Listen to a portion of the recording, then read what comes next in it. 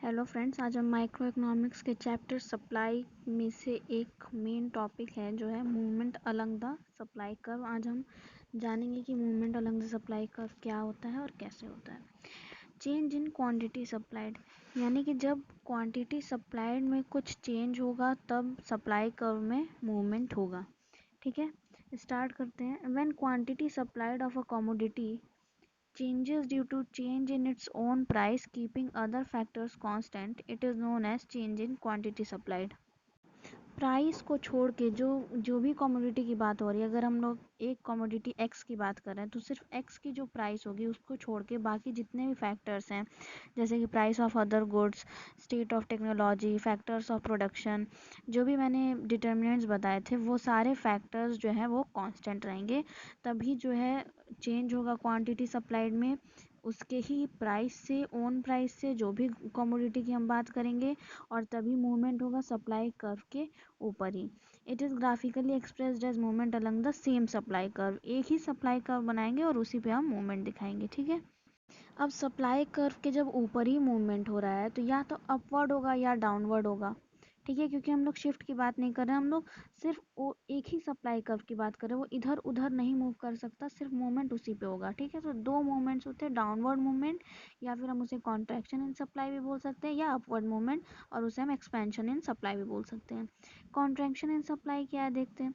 Contraction in supply refers to a fall in the quantity supplied due to decrease in price of the commodity, other factors remaining constant। other factors हमेशा constant ही रहेगा। ठीक है, जब quantity supplied जो है घट जाएगी, क्यों घट जाएगी?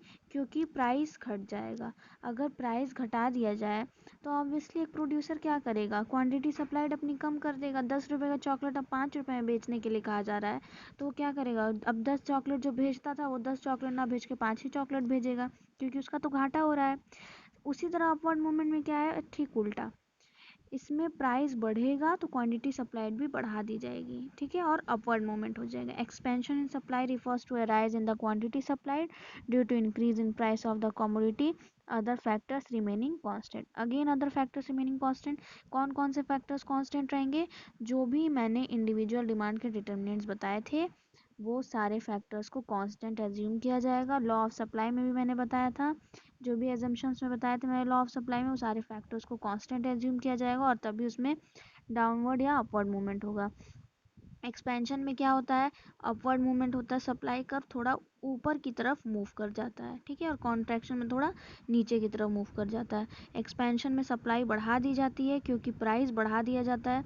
मान लीजिए 10 रुपए का चॉकलेट अब कहा जा रहा है 15 रुपए में बेचने का, तब प्रोड्यूसर क्या करेगा? अगर आप प्रोड्यूसर होते तो आप क्या करते? आप यही करते, 15 रुपए में अब आपको 5 रुपए एक्स्ट्रा मिल रहा है तो आप क्या करेंगे, अब 10 चॉकलेट के बजाय 15 बेचेंगे, 20 बेचेंगे, थोड़ा ज़्यादा बेचेंगे, यानी कि सप्लाई बढ़ा देंगे। Moving on to our next topic, that is shift in supply curve. अभी तक तो हम लोग मूवमेंट की बात कर रहे थे, अब हम शिफ्ट की बात करेंगे। शिफ्ट, अगर हम लोग कोई भी चीज़ बोलते हैं, कोई चीज़ शिफ्ट हो गया, शिफ्ट होने का मतलब क्या, वो अपनी जगह छोड़ के दूसरी जगह चला गया। Movement along the demand curve जब हो रहा था तब सप्लाई कर्व एक ही जगह रह रही थी, लेकिन शिफ्ट में क्या होगी, सप्लाई कर्व अपना जगह छोड़ के दूसरी जगह चली जाएगी। कहाँ जाएगी अब?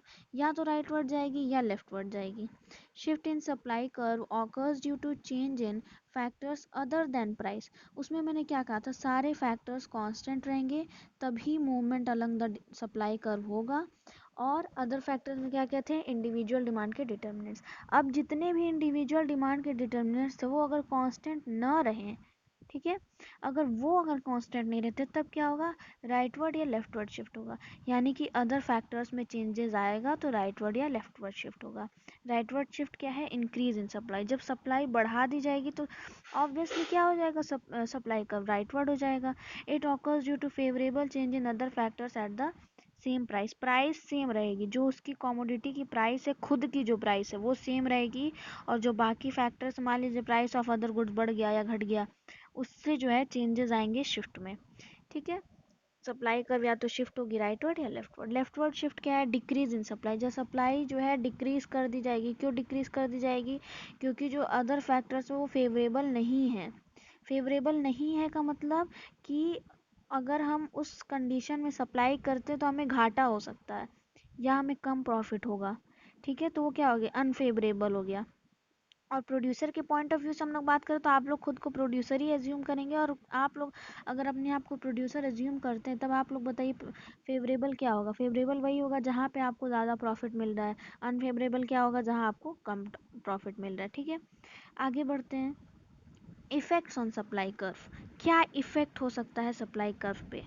अब हम यहाँ अदर फैक्टर्स की बात कर रहे हैं, जो कांस्टेंट मैंने एज्यूम करवाया था मूवमेंट जब अलंग द सप्लाई कर्व होगा, अगर वो उसमें चेंजेस आ जाती हैं तो सप्लाई कर्व पे क्या इफेक्ट होगा। Changes in prices of other goods, अगर इंक्रीज कर जाती है, अगर अदर गुड्स की प्राइसेस इंक्रीज कर जाती हैं तो जैसा कि मैंने बताया था डिटर्मिनेंट्स में, लेफ्टवर्ड शिफ्ट कैसे हो जाएगा, क्योंकि सप्लाई हम लोग घटा देंगे। हम लोग जो करंट हम लोग जो चीज़ प्रोड्यूस कर रहे हैं, अगर उसका प्राइस जो है अगर सेम है और दूसरे चीज़ का प्राइस बढ़ गया है तो हम लोग क्या करेंगे, जल्दी से हम लोग सोचेंगे कि अब अ, ये चॉकलेट ना प्रोड्यूस करके दूसरा वाला चॉकलेट प्रोड्यूस करते हैं, क्योंकि उससे हमें ज़्यादा प्रॉफिट मिलेगा। और सिमिलरली डिक्रीज हो जाएगा तो राइटवर्ड शिफ्ट हो जाएगा। ठीक है, जैसे ही प्राइस अगर डिक्रीज हो जाएगी तो हम क्या करेंगे, करंट जो चीज़ हम प्रोड्यूस कर रहे हैं उसका हम सप्लाई बढ़ा देंगे, यानी कि राइटवर्ड शिफ्ट।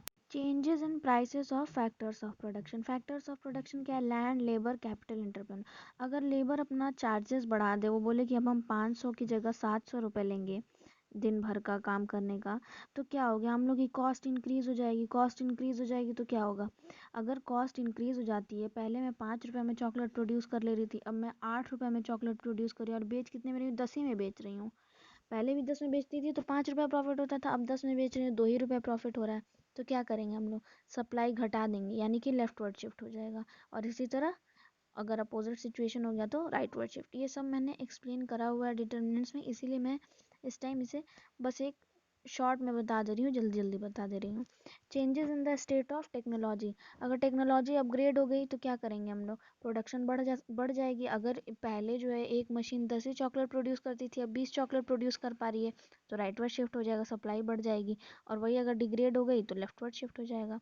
आगे बढ़ते हैं, changes in taxation policy, government tax ज़्यादा कर देगी अगर, तो लेफ्टवर्ड शिफ्ट हो जाएगा, हम लोग सप्लाई कर्व कर देंगे सप्लाई कर्व जो है लेफ्टवर्ड शिफ्ट हो जाएगी, क्योंकि सप्लाई हम लोग कम कर देंगे, इसलिए क्योंकि टैक्स अब ज़्यादा पे करना पड़ा, यानी कि प्रॉफिट कम हो रहा है। ठीक है, नंबर ऑफ फॉर्म्स अगर बढ़ गए तब क्या होगा, सप्लाई बढ़ जाएगी, सब लोग मिल के प्रोड्यूस कर रहे हैं, सब लोग मिल के सप्लाई कर रहे हैं, तो क्या होगा, नंबर ऑफ फॉर्म्स अगर जैसे ही बढ़ेगी, इंक्रीज होगी, राइटवर्ड शिफ्ट हो जाएगा, सप्लाई बढ़ जाएगी। और अगर डिक्रीज होगी, नंबर ऑफ फॉर्म्स, मान लीजिए पहले 10 फॉर्म्स मिल के 100 चॉकलेट प्रोड्यूस करते थे, अब 8 ही फॉर्म मिल के 80 चॉकलेट प्रोड्यूस करे, तो क्या होगा, लेफ्टवर्ड शिफ्ट हो जाएगी, सप्लाई कर्व लेफ्टवर्ड शिफ्ट हो जाएगी। हम लोग को बस अपनी सिचुएशन को जो है अपने ऊपर रख के देखना है, खुद को प्रोड्यूसर एज्यूम करना है कि अगर आप बिजनेस कर रहे होते तो आप क्या करते, कैसे क्या होता, बस उसी चीज़ को हमें समझना है और उसके बाद उसे हमें अपने लैंग्वेज में लिख देना है, और नंबर भी हमें पूरे मिल जाएंगे, और इस तरह समझ में भी अच्छे से आ जाएगा। Thank you, don't forget to like, share and subscribe. बाकी के टॉपिक्स हम नेक्स्ट स्लाइड में डिस्कस करेंगे।